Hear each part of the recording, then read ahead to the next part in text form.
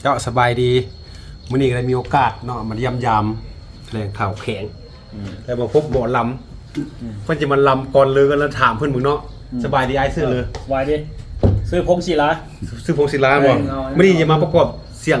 ขับลำมาเริ่มมื้อนี้เนาะ สิเอาบังข้าวหลาม หมอขลามา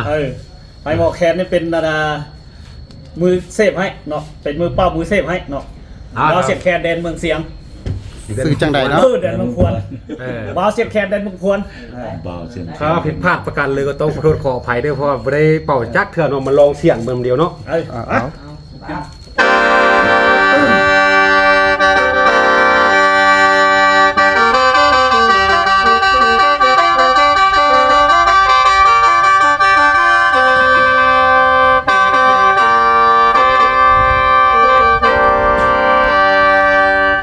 หลับพ่อ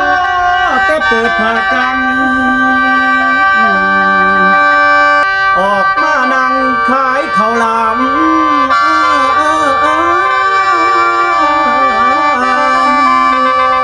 และมีแต่บางงามงาม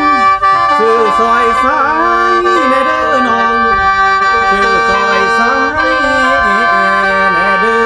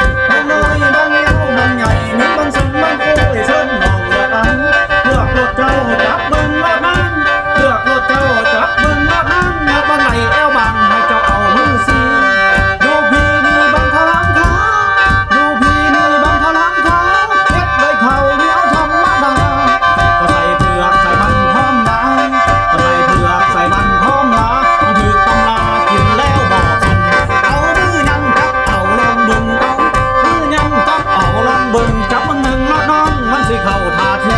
มักบังนั้นหรือว่ามักบังนี้ที่เขาใส่เด้อนั้นมักบังใดแอวบังให้สงสายตาจองมาเด้อน้องซื้อบังข้าวหลามซอยแดงมาเด้อน้องซื้อบังข้าวหลามซอยแดงนี่ทางบังข้าวบังแลนี่ทางบังข้าวบังแลแซ่บแท้ๆกินแล้วมีแห้งแซ่บแท้ๆกินแล้วมีแห้งคนมือแรกก็ยังขายคือเก่าคนมือแรกก็ยังขายคือเก่าแนวเราเกิดมาศาสตร์นี้ว่าขายบังข้าวหลามหัวยุ่มยำโหดแม่ตาหวานหัวยุ่มยำโหดตาหวานกินละอาลมดีบังข้าวหลามของอายปีไก่นี้ไปขายแถวหลักสี่ปีไก่นี้ไปขายแถวหลักสี่สาวแม่ห้างแม่ไม้เมาเพียงบ่ยังสาวสำน้อยจนว่าอดเอาสาวสำน้อยจนว่าอดเอาอีบ่ดนเดินน้ำกันสิถึงคิวเจ้ากันสิเถิ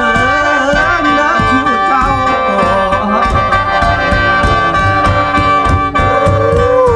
สุดยอดโอ้สุดยอดสดใสว่าแคนขอบใจ